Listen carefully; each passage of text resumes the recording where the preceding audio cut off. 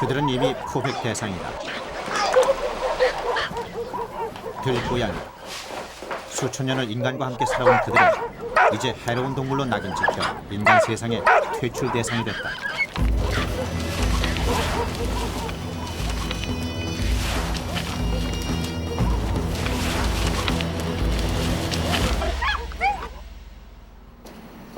어둠 속 도시 뒷골목의 침입자.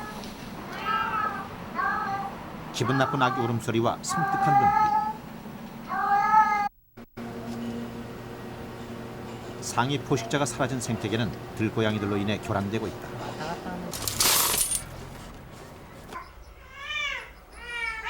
오랜 세월 인간에게 충성스럽던 고양이들은 결국 인간들의 세상 밖으로 밀려나고 마는 것입니다. 애완 고양이가 늘어가는 다른 풍경에서 들고양이들은 오늘 위기를 맞고 있다.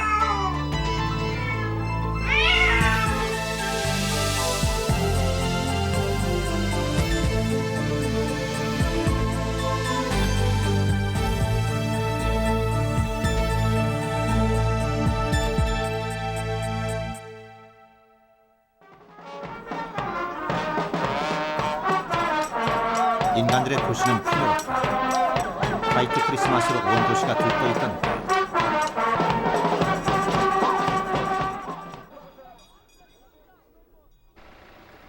서울 봉천동의 한 허름한 시장통에선 눈을 싫어하는 습성을 가진 고양이가 쓰레기 틈새를 배회하고 있다.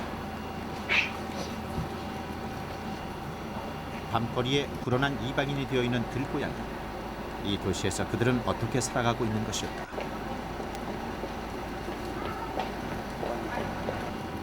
취재팀은 문 속의 봉천동에서 만난 이 고양이를 봉순이라 이름 붙이고 생태 관찰에 들어갔다.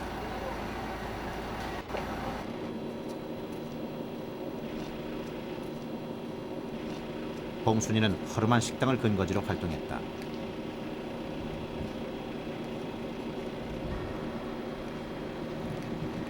취재팀이 지켜보는 가운데도 비교적 여유 있는 것으로 보아 봉순이는 얼추 3살은 돼 보이는 암컷 고양이다.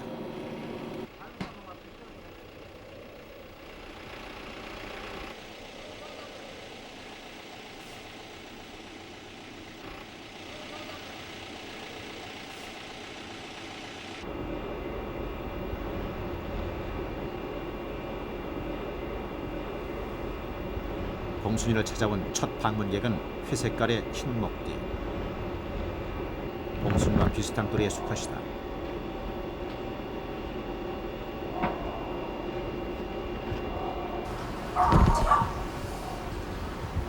봉순이는 흰 목띠를 쉽게 달가워하지 않는다.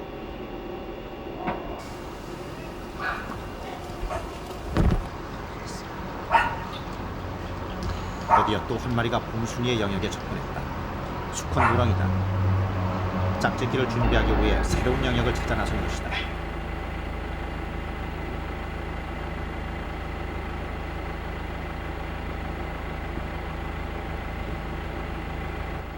봉순이는 누렁이와도 긴 신경전을 펼쳤다.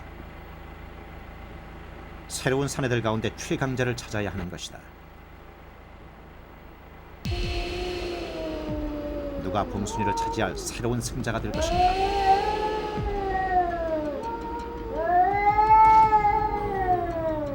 고양이들은 섣불리 공격하지 않는다. 공격이 서로에게 치명적이라는 것을 본능적으로 알고 있기 때문이다.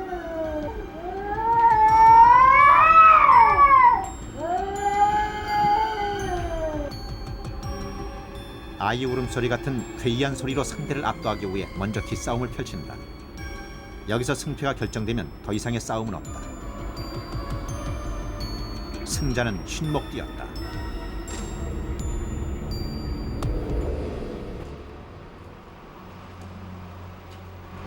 수컷들의 승패가 가려지자 봉순이는 달라졌다.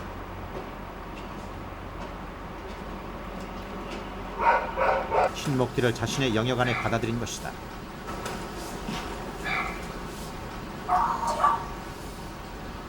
이렇듯 들고양이들은 오늘도 감정과 체온을 나누며 이 도시의 한 구성원으로 살아가고 있다.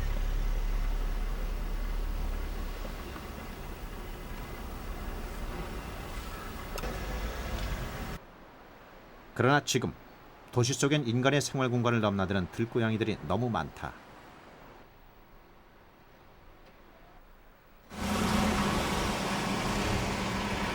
깔끔한 새 아파트와 빌딩들이 늘면서 고양이가 살아갈 공간은 줄어들 듯하지만 들고양이들은 여전히 그 수가 줄지 않고 사람들 주위를 패배하고 있다.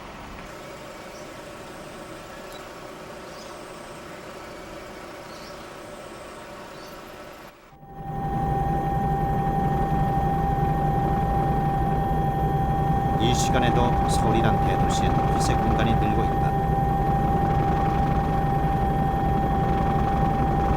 봉순이의 삶터 역시 새 아파트들이 하나 둘 늘면서 낡은 주택가를 둘러싸고 있는 봉천동 재개발 지역이다.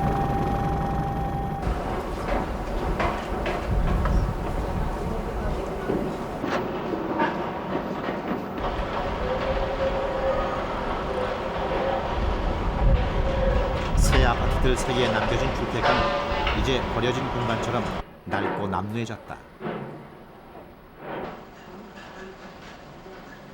한때 사람들로 북적였던 봉천시장은 이제 그 화려했던 과거를 뒤로 한 채 재개발과 함께 사라질 운명에 처해 있다.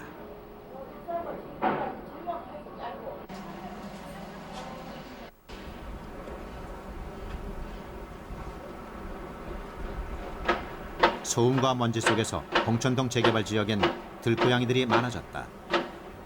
아직 개발되지 않은 낡은 공간이 그들에게는 더할 수 없이 안락한 서식처이기 때문이다. 퇴색인의 오영재는 재개발을 앞둔 한 폐가에서 다른 고양이들과 함께 어울려 살고 있다.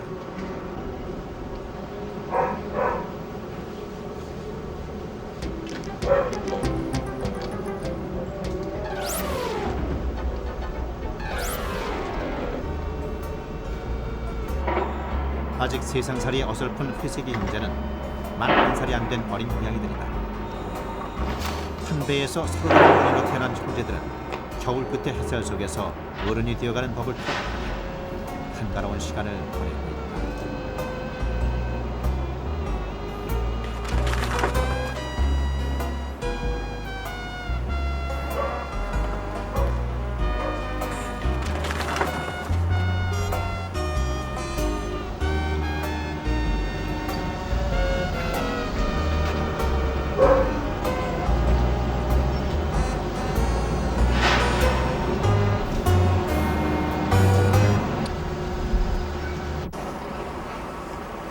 도시에 들고양이가 많은 것은 그들이 숨어들 공간이 많기 때문이다. 봉천동의 한 주택가. 한낮인데도 연립주택이 늘어선 골목 안에선 여기저기서 들고양이들이 목격됐다.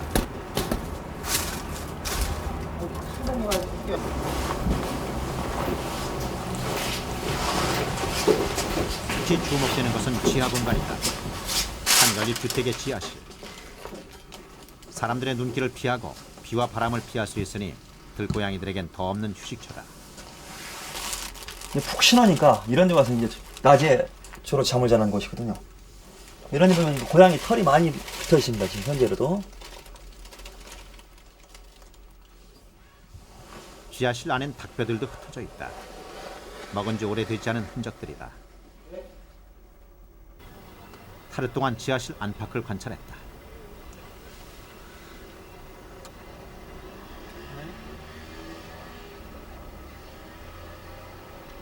인근의 고양이들은 낮과 밤을 가리지 않고 지하실을 들락거렸다. 서로 다른 고양이들이 시차를 두고 한 공간을 애용하고 있는 것이다.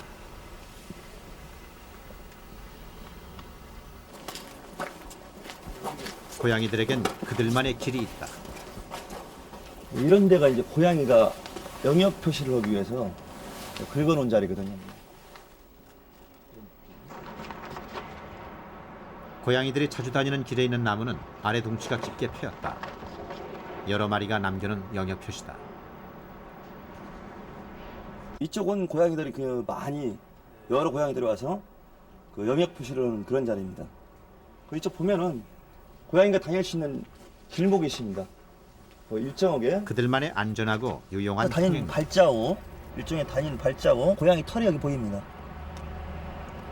사람들이 의식하지 못하는 사이 도시의 들고양이들은 자신들의 공간과 질서를 건설해 놓은 것이다.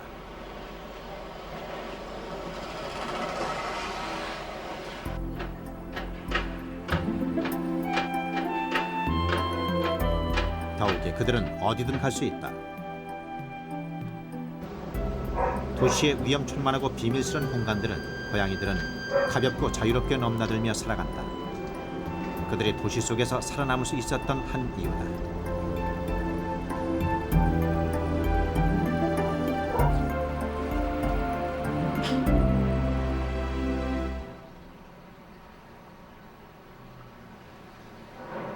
이른 새벽, 자신의 영역을 순찰 중인 고양이 한 마리가 눈에 띄었다. 흰목대에게 패배한 무렁이다. 그런데 녀석은 한참을 꼼짝 않고 취재팀을 응시하더니 몇 걸음 뒤로가 뒹굴기 시작한다.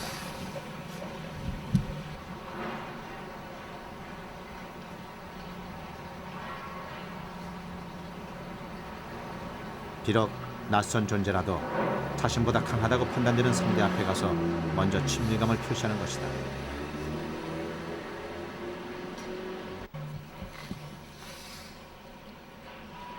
그리곤 녀석은 취재진을 피해 옆길로 돌아갔다.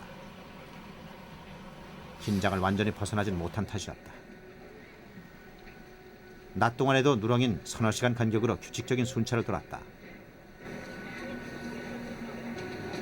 순찰 중 녀석은 돌출된 곳곳에 얼굴을 부여댔다.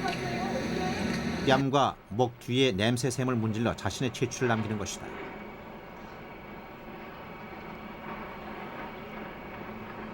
웅크리지 않고 꼬리를 치켜든 수직 방뇨 역시 영역 표시다.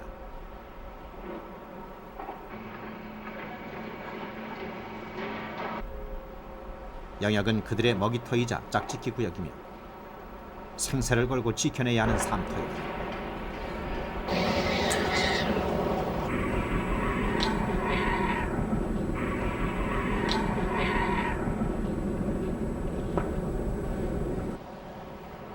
이렇듯 들고양이들의 영역 지키기는 생존 그 자체인 것이다.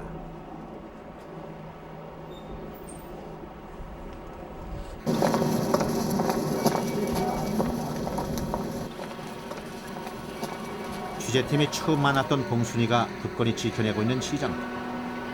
먹을 만한 쓰레기가 비교적 많은 이곳. 봉순이는 늘 침입자들로 인해 긴장해야 한다.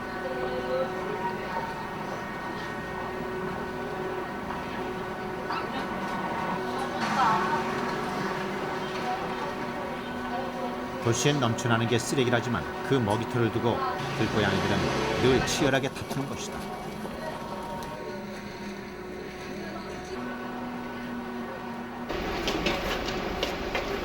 그렇다면 도시 들고양이들의 영역은 그 크기가 얼마나 되는 것일까? 들어가가지고 안에 문이 닫혔는데 텔레메트리로 들고양이의 영역을 추적하기로 했다. 호획 대상은 봉순이다. 호획 들속엔 고양이들이 좋아하는 닭고기를 미끼로 달았다.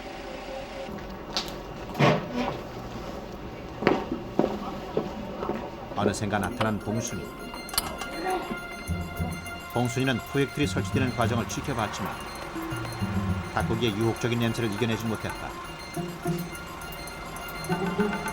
그러나 봉순이는 만난 먹이를 경계했다.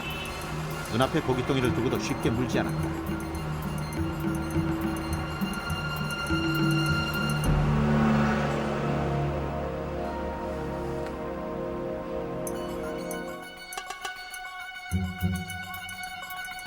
봉순이가 다시 나타난 것은 1시간 반.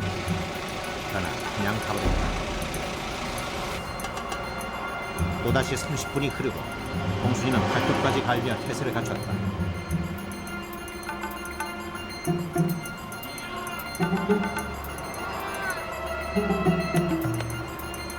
그러나 봉순이는 먹이를 노려만 볼 뿐 들어가지 않았다.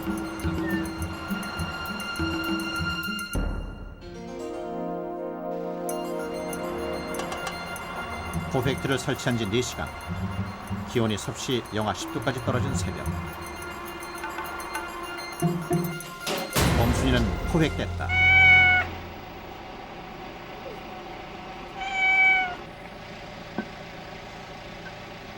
취재진은 봉순이의 건강 상태를 확인한 뒤 발신기를 달았다.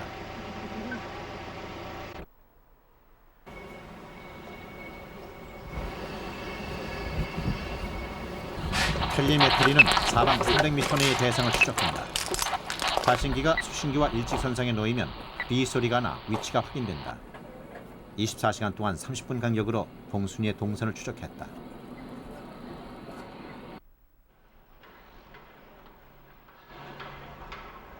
봉순이는 봉천동 시장통을 벗어나지 않았다.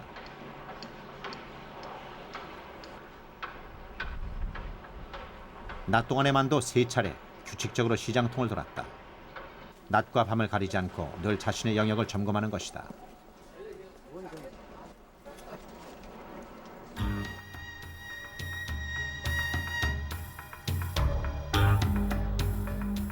봉순이는 일정한 지점을 중심으로 움직였다.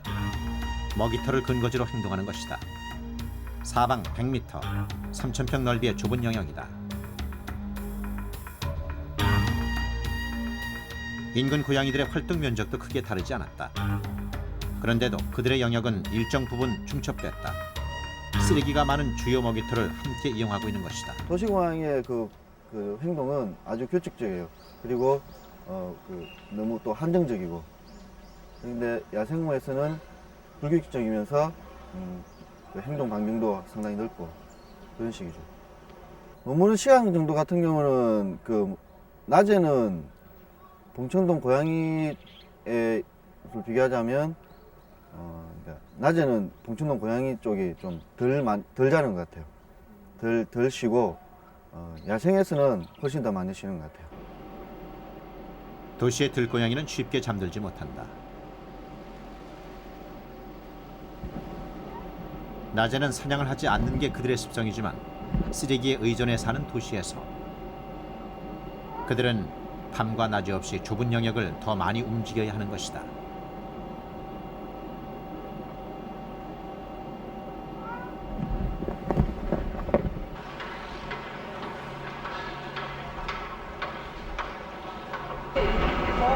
오랜 세월 인간에게 길들여졌지만 들고양이들은 야생성을 버리지 않았다.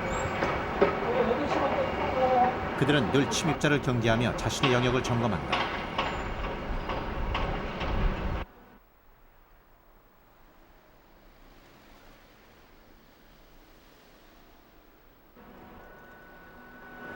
고양이들은 배설 후 반드시 흙을 덮어 뒤처리를 한다. 이는 냄새를 없애 먹잇감에게 자신의 존재를 숨기려는 육식동물의 특징이다.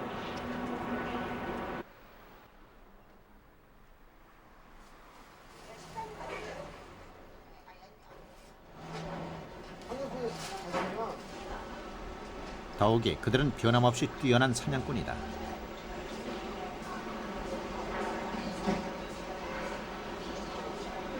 태어난 지 6개월 남짓된 얼룩이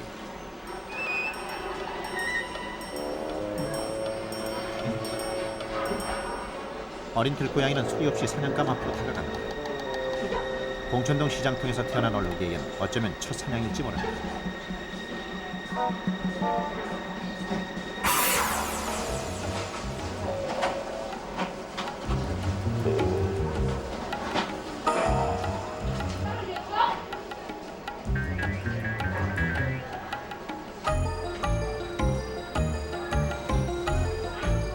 아직은 서툴지만 어린 녀석은 집요하다.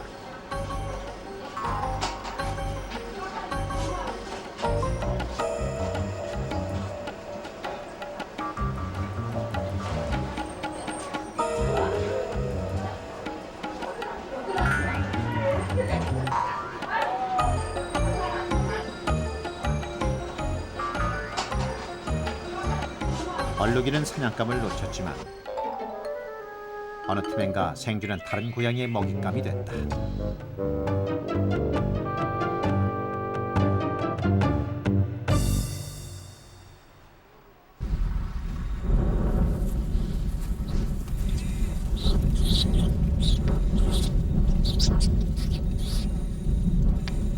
그들은 곡식 도둑 잡는 포졸이었다.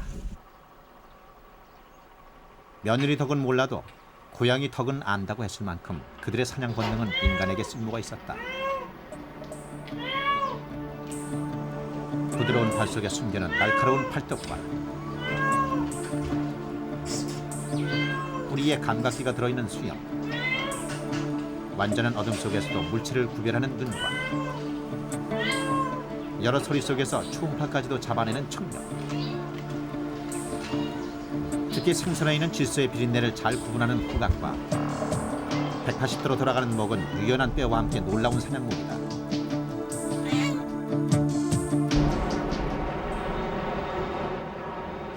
사냥을 위해 고양이들은 늘 준비한다.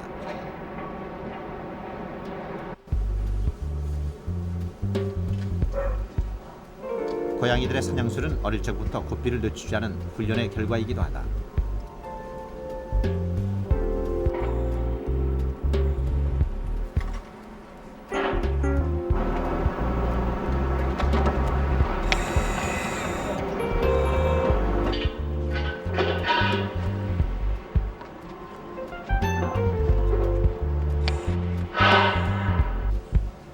한가로운 시간에도 그들은 곧잘 사냥 연습을 한다. 고대 이집트인들이 고양이를 길들인 지 수천 년. 그러나 그들은 인간의 손길에 야성을 잃지 않고 본능대로 살아가고 있는 것이다.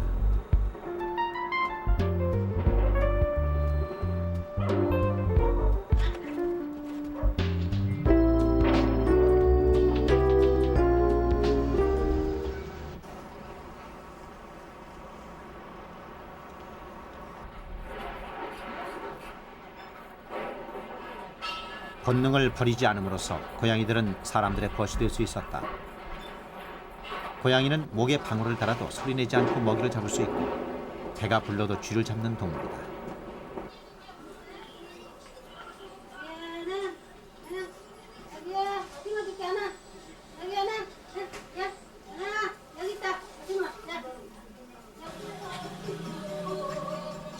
땅바닥 파고 있어. 땅바닥 그 파고 있어. 땅소리 들려가지고. 사람들이 기르던 고양이를 버리지 않았다면 도시를 배회하는 들고양이는 생겨나지 않았을 것이다. 들고양이들은 지금도 사람들 주위를 떠돌고 있다.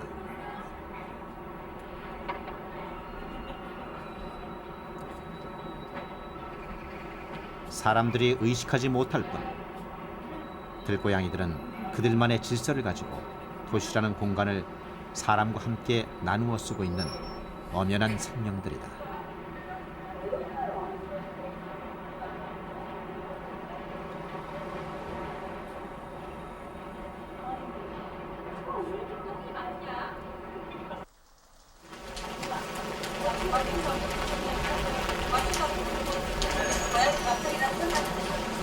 먹이를 찾기 힘든 비오는 날이면 봉천동의 들고양이들은 재래시장 안으로 찾아들기도 한다.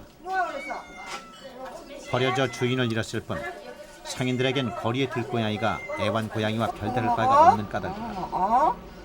아유 착해라. 이쁘네. 먹어. 있다. 고양이가 얘 낳아서 조그마할 때부터 그냥 안 가고 있어요. 밥을 주니까. 이런 사람한테 크게 피해는 없어. 절 건드리지 않으면. 보고 옆에 가서 맨날 누가 놀아요. 뭐라 그러면 가지. 가만 놔두면은 자기 혼자 앉아 놀다가 누가 부르다 이 동네만 요 뱅뱅 도니까. 2월 말 볕이 따사로워지기 시작하면서 회색인의 오형제가 달라져 갔다. 암컷들이 몸을 둥글기 시작한 것이다. 발정기. 수컷 회색이도 암컷의 성유인 물질 호르몬 냄새를 쫓아다닌다. 이들은 남매 사이지만 근친교배는 흔히 있는 일이다.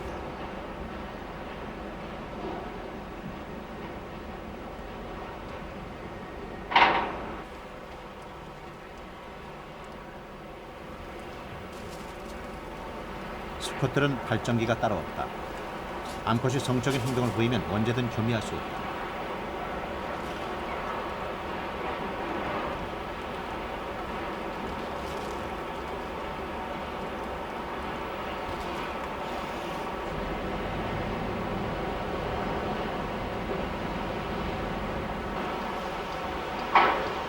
암컷은 집단 내에 가장 강하고 적극적인 수컷을 찾는다.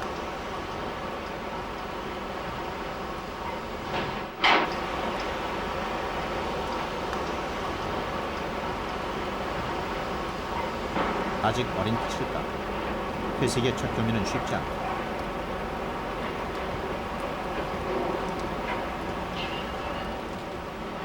회색이가 실패한 그 틈을 타 교미를 시도한 것은 이런 고양이였다.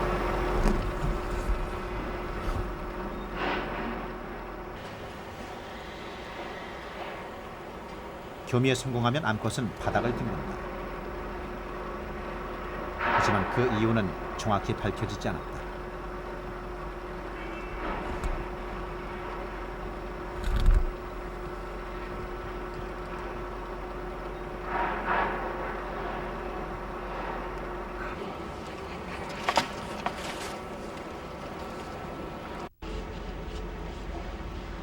암컷을 차지하기 위한 회색이의 실랑이는 밤까지 이어졌다.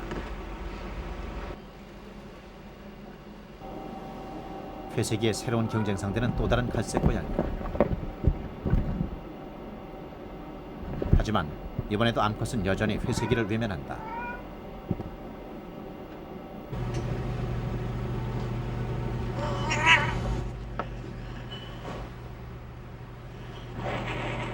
교미때 암컷은 요란한 아기 울음소리를 낸다. 사람들이 들고양이를 혐오하는 데는 그 울음 탓이 크다. 회색이는 결국 뜻을 이루지 못했다.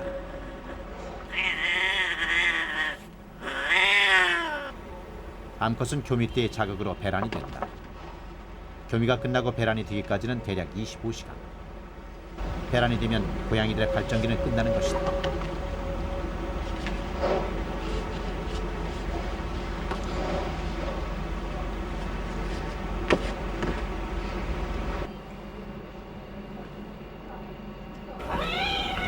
며칠 뒤 봉천동 시장의 봉순이도 짝을 이뤘다. 고양이들은 태어난 지 반년이면 번식을 시작해 1년이면 한 마리가 100여 마리까지 늘어날 수 있다. 그러나 그 놀라운 번식력은 지금 그들을 위기로 몰아넣고 있다.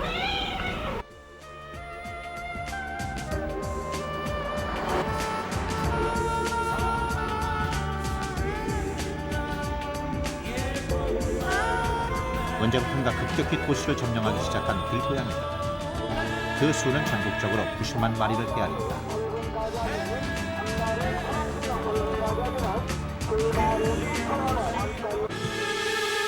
그리고 이제 각 시군의 인터넷 사이트엔 들고양이에 대한 민원이 급증하고 있다.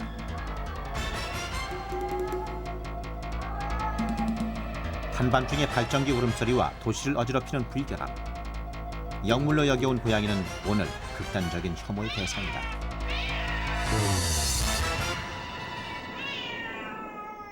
안녕하십니까. 예, 안녕하십니까. 국정이사십니다. 예, 예. 이제 쓰레기가 있는 곳이면 어디든 들고양이에 대한 불만이 쌓여 있다. 쓰레기 봉투를 갖다 놓으면 이 주변으로 음식물통 옆에 주변으로 해서 이렇게 예. 그 야행성이 나서 더군다나 밤이면 많이 이거 해방치 끝난 말이요. 그렇죠. 영 말씀드려 이것이 새끼들 나면은 막 그냥 신랑 부르려고 소리를 질러가지고 아우 아우 해가지고 새벽잠을 잘 수가 없거든요. 그러다가 이제 비 오는 날에는 좀 소름도 좀 끼치고요. 그럼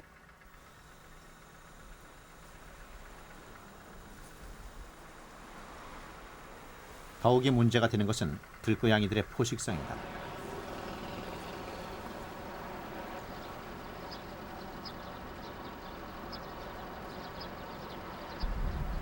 한 농가에선 들고양이가 닭장 안에까지 침입해 사냥하는 게 목격되기도 했다.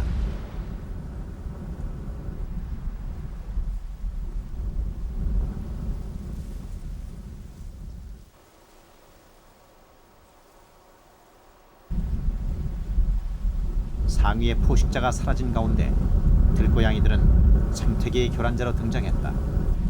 그들 먹이의 40%가 포유류나 조류다. 마침내 생태계에 심각한 해를 끼치는 유해 조수로 지정된 들고양이들. 얼마든지 그들을 잡아 줄일 수 있게 된 것이다.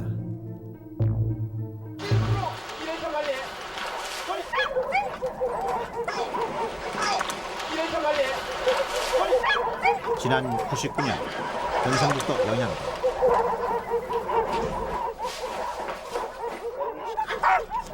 1,500마리에 이르는 들고양이가 포획돼 사라졌다. 농작물과 생태계에 피해를 끼친 때문이다. 들고양이를 안락사시킨 것은 영양군만이 아니다. 지난 몇 년간 전국에서 2만여 마리의 들고양이가 죽어갔다.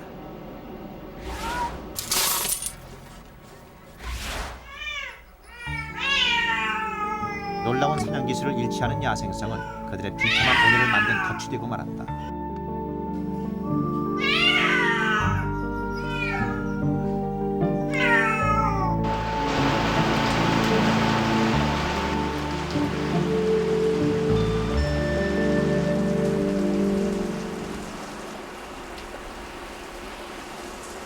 도시의 들고양이들은 지금 살아남기 위해 애쓰고 있다.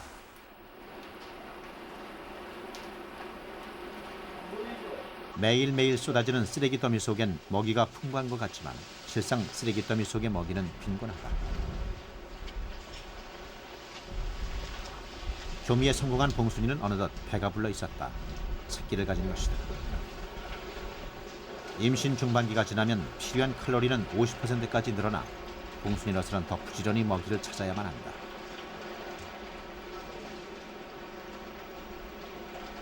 쥐가 곧잘 출몰하는 뒷골목을 뒤지지만 사냥감은 보이질 않는다.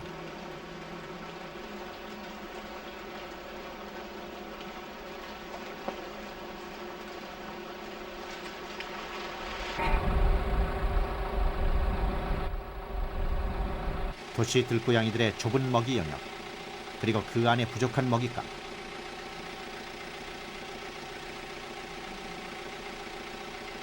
그래서 먹이를 둘러싼 다툼은 끊이질 않는다.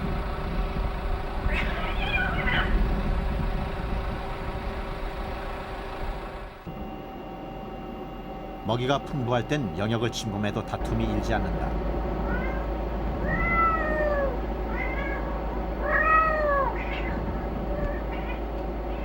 그러나 모자란 먹이를 두고 이들은 늘 긴장하며 살아간다. 인간의 쓰레기에 의존해 사는 들고양이들은 풍요 속의 빈곤에 허덕이고 있는 것이다.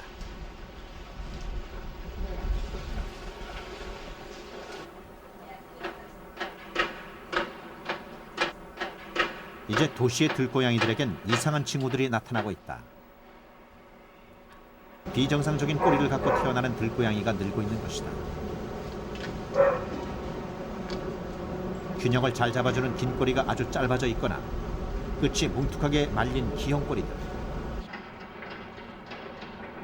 봉천동 회색이 오형제 가운데서 두 마리가 기형이다. 일종의 영양 결핍이라고 볼 수가 있습니다. 일정한 지역에서 나오는 음식은 항상 일정하다고 볼 수가 있거든요. 그렇기 때문에 편식으로 인해서 칼슘이나 인의 불균형으로 해서 뼈의 성생이 정상적으로 자라지 못하고 꼬리가 굽는다든지 아니면 꼬리가 자라지 못하는 그러한 경우가 많습니다. 들고양이들의 기형 꼬리는 편리함에 익숙해진 인간의 먹거리에 던지는 엄중한 경고장이기도 하다.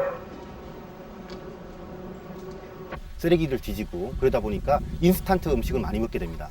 그러면서 환경 호르몬의 영향으로 해서 태어나기 전에, 그러니까 음이 태내에 있을 때 벌써 기형으로 태어나는 경우가 많이 있습니다.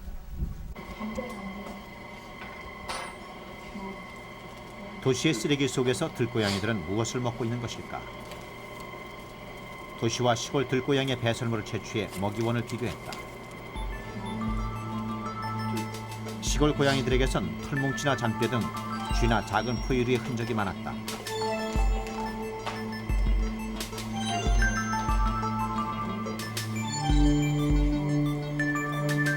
그러나 도시 들고양이에게서 가장 많은 것은 닭뼈와 인스턴트 음식의 흔적들이다. 농촌 지역으로 갈수록 포유류나 조류의 비중이 높아요. 그래서 우선적으로 그런 것들이 나타나고 부차적으로 이제 음식물이 모자라간다거나 먹이가 부족한 시기에 이제 사람의 음식물이나 쓰레기를 섭취하는 경향이 강한데, 봉천동을 예로 한 그 도시 지역 같은 경우는 대부분이 포유류나 조류가 완전히 배제된 상태에서 전적으로 음식물에만 편중되어 있는 거죠. 도시 들고양이들의 배설물에선 먹이 아닌 먹이들도 쏟아졌다. 목장갑이나 퇴잎, 비닐 등 살기 위해 먹는 먹이들이 그들을 위협하고 있다.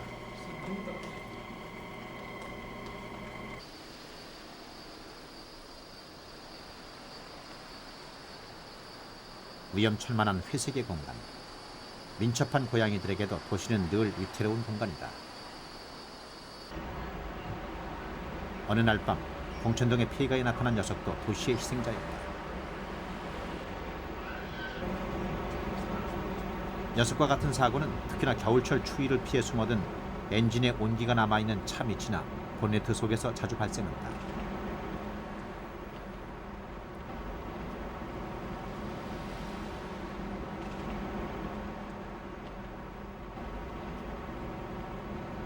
한쪽 다리를 잃고 먹이를 찾지 못해 낯선 영역을 찾아든 녀석은 무리들 속에서 밀려났다.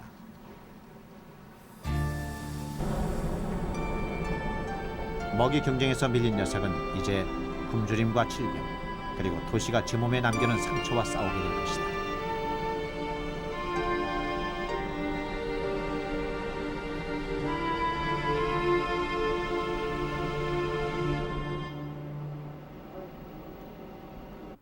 지난해부터 우리나라에선 처음으로 들고양이들을 수용하고 있는 광주 동물보호소엔 사고를 당하거나 먹이 다툼으로 상처를 입은 들고양이들이 늘고 있다.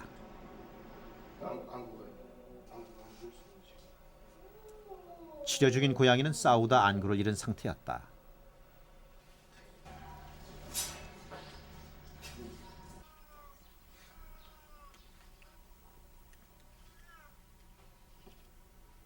쥐 잘 잡는 가축으로 깨끗한 애완동물로 사랑받던 고양이. 그러나 집 밖으로 쫓겨난 그들은 각종 사고나 질병과 싸우며 죽음에 맞서고 있다.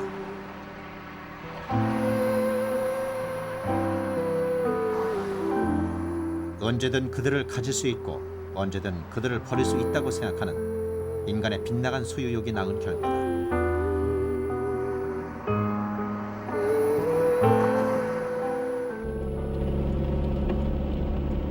사람들의 증오와 연민 사이에서 들고양이 문제는 어떤 답을 찾을 수 있을까?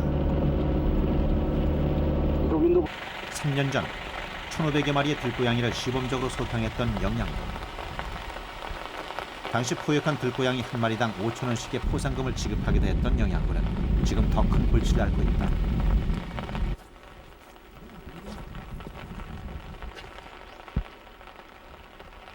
들고양이들이 몸을 숨기는 비 오는 날인데도 그들은 버젓이 집안 곳곳을 돌아다니고 있다.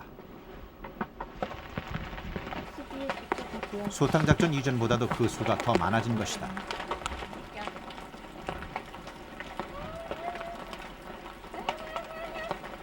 볼 거 없어요. 더 많은 것들 잡아다. 지금 뭐 고양이가 막 이만해 덩어리 막. 진짜 강아지 새끼만 해 강아지 새끼요. 아니 그냥 저런데 다 올라가요. 겉에로도 올라가고 안으로도 들어가고 구멍 찾아가 나오려고 막 사람이 있으면 놀래가지고 구멍을 뭐 다 뚫어요. 오늘 굉장히 피해가 많지 뭐 그 하우스 하는 사람. 치열했던 들고양이 소탕 작전은 왜 이 같은 결과를 낳은 것일까? 고양이 올라가서 다 뚫고. 들고양이의 피해를 줄일 수는 없는 것인가? 들고양이를 한순간에 없애기란 불가능하다. 한 지역의 들고양이들을 없애면 그 빈 공간으론 인근의 들고양이들이 몰려든다. 그러면서 빈자리는 다시 채워지고 들고양이 총 숫자는 급증하는 진공 효과다. 한순간에 그 개체수가 작아진 지역이 있다면 그 주변에 살던 개체군들은 바로 그 이제 새로 없어진 지역으로 이제 급속도로 이제 유입이 되게 됩니다. 그렇게 되면 경쟁할 상대도 별로 없고 아주 안정적인 그런 서식지를 제공을 하다 보니까 오히려 더 이제 갑작스럽게 그 주변의 야생동물이 그 없어진 지역으로 몰려서 오히려 다시 거꾸로 더 이제 많은 개체수가 번식하게 되는. 영양군에서도 들고양이들을 처음 곡식을 지키는 집고양이였다. 그러다 하나 둘 고양이를 방치하면서 집고양이들은 들고양이가 됐고 그 수가 급격히 늘어났다. 집에서 내 쫓아버리니까 얘는 한번 새끼 치면 한 5마리씩 일어놓거든. 놓을 때. 그 놓으니까 한 번에 뭐 5마리씩 터지니까 이 새끼 놓는 건 더 절대 또 사람 눈에 안 띄어. 가만히가 놓는다고. 탁 나간 한번 언제 요 정도 돼가지고 쫓아나오니까 뭐. 다시 잡을 길도 없고.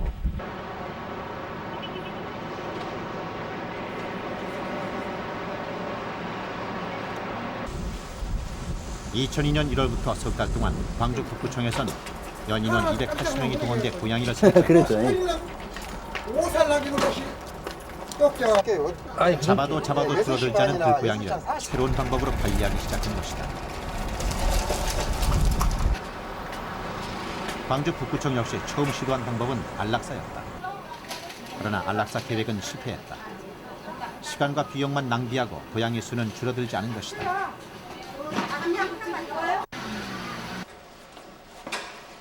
북구청의 새로운 시도는 중성화 수술 방법이다.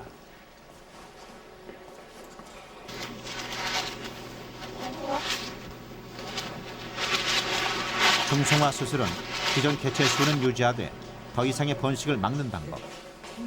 수컷은 고환을, 암컷은 자궁이나 난수를 척추하는 것이다. 이 방법은 발정기가 나타나지 않아 민원으로 제기된 문제들을 해소할 수 있다.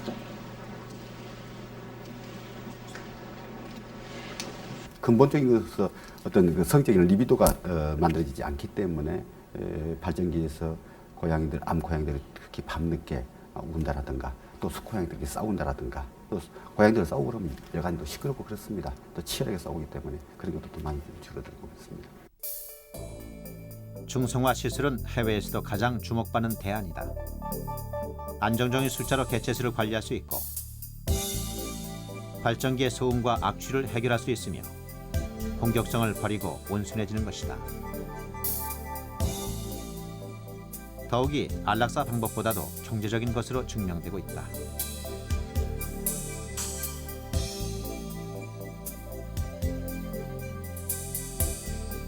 미국의 스탠퍼드 대학에서는 대학 내 500여 마리의 들고양이를 죽이려 하자 자발적인 모임인 스탠퍼드 캣 네트워크가 구성됐다. 이들은 처음으로 들고양이를 불임 수술시켜 관리하는 TNR 중성화 방안을 실행했다. 고양이로 하여금 스스로의 영역을 지키게 해 지금도 들고양이는 늘 300마리 수준을 유지하고 있다.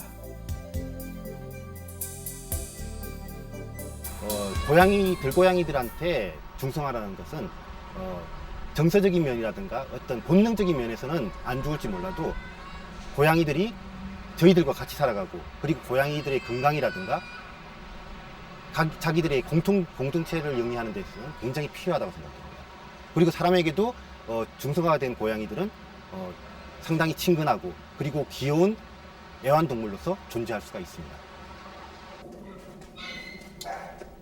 중성화 수술을 마친 광주의 들고양이들은 이 방법이 어떤 변화를 가져오는지 말해주고 있다. 다 벗겨줄게. 자, 얘들은 다 수술이 됐거든요. 미우는 사람 중성화를 시키면 애들이 확실히 좀 순화가 되고요. 그 다음에 애교도 좀 많이 늘어요. 아, 중성화 시키면? 예. 그러니까 좀 여성스러워진다고 해야 될까요? 하여튼 애교는 많이 늘어요. 유난히 사납던 녀석도 온순해졌다. 수술하고 나면 확실히 그냥 잡았을 때 이렇게 하는 것보다 훨씬 더 지금 부드럽거든요. 몸이 아픈 것도 있겠지만 확실히 부드러워요. 그 전에는 이 정도 하면은 난리가 나거든요. 근데 수술하고 나면 차이가 나요.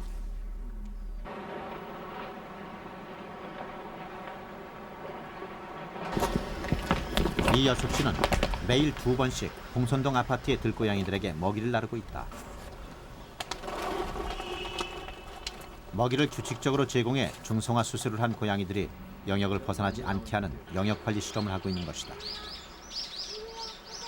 먹이를 해결한 들고양이들은 더 이상 동네의 쓰레기를 흐트러뜨리지 않는다. 이제 이들은 불길한 울음을 울지 않는다. 밤중 뛰어다니거나 악취를 풍기지 않고 쓰레기 봉지를 휘젓지도 않는다. 무엇보다도 그 수가 늘지 않는다. 이제 주민들이 더 좋아하시는 이유가 개체 수가 막 17마리, 18마리까지 불어났었어요. 근데 지금은 수술을 시키니까 6, 7마리가 항상 안정적으로 있으니까 겨울 같은 때는 거의 주민 눈에 안 띄고요.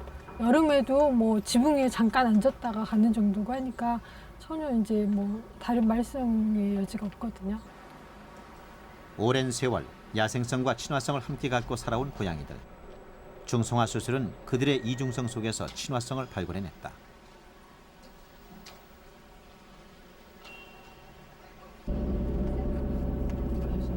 불임 수술을 마친 광주의 들고양이들은 다시 본래의 자리로 돌아간다.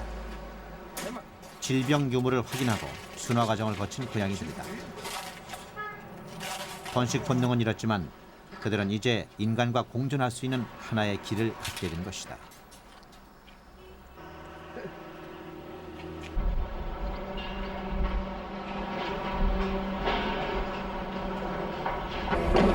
봄이 되면서 회색이 오영재가 살던 봉천동의 폐가는 재개발에 들어갔다.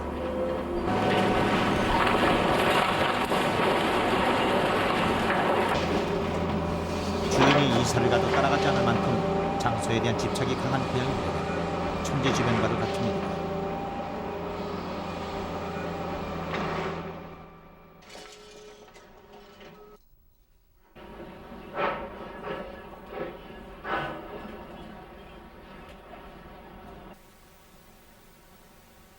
폐허가 된 봉천동 시장 안 은밀한 공간에선 새끼를 갖고 배를 골턴 봉순이가 해산할 채비를 하고 있었다.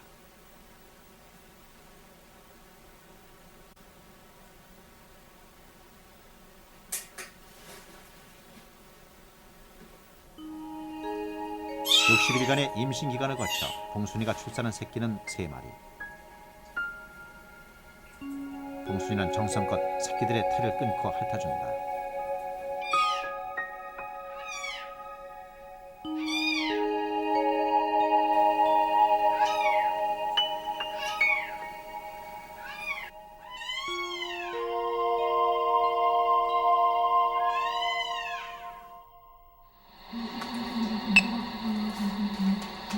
그리고 한 달 뒤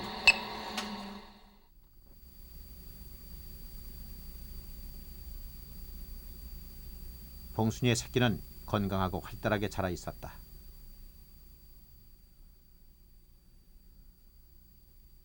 녀석은 한두 달 뒤면 어미 봉순이로부터 독립해 가을이면 짝을 찾아 나설 것이다. 그리곤 봉천동 시장 언저리를 누비며 들고양이를 미워하는 사람들의 따가운 눈총을 받을지도 모를 일이다.